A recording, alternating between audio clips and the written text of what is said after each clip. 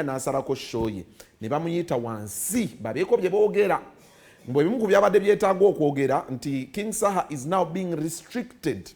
Actually alina okunnyonnyola lwaki aperforminga zino ennyimba zino jjukira akola album number ya Revolution kakati ennyimba zino kati bwogenda ng'abantu ozikuŋŋaana kwegamba bye bimu ku ebyo era ababadde ndoza babadde bamugaana okuyimba osobola oyimba endala zonna naye zennyimba obumwanyi simanya abantu baaliyo byonna ezo sooka ozitereka ebbali bye bimu ku ebyo. Anyway, King Saha tumufunye, but before we get King Saha's side of the story sooka ondaga embeera bwe yabadde emakindye in full depth ne police actually omwogezi wa poliisi Onyango atunnyonnyodde ku nsonga zino ayongedde okututambwaza kiki ekyabaddewo ddala katusooke tufune emboozi then we return back.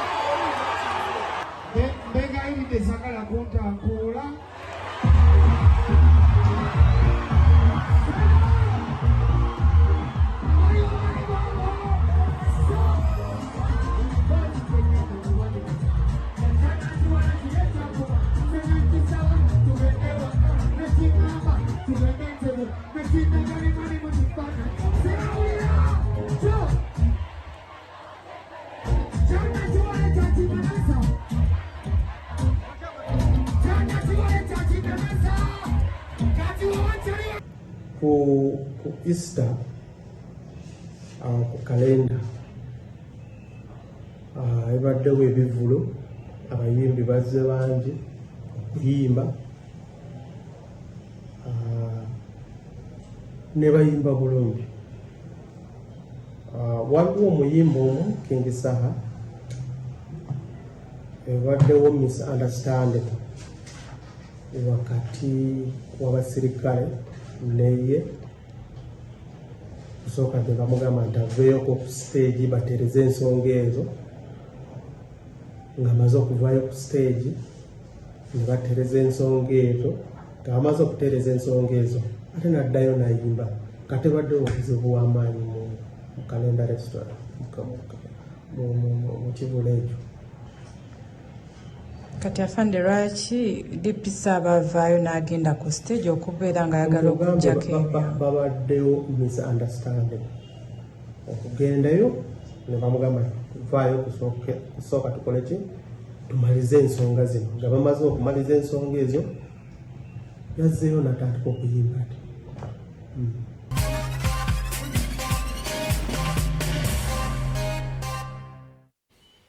Kale, proudly powered by Mountain Dew. Do the Dew. Nywaka Mountain Dew. Bulamu tambule maridadi sana. Ngenda kuba tubwatula bingo. Boto na bwatula tandika okubwatula. Begin right now. Bwatula bingo. Osobola okuba nti owangula sente zino zammwe tozitulekera. Kakati Saha mufunye. Saha tumufunye okwongera nayo to his side of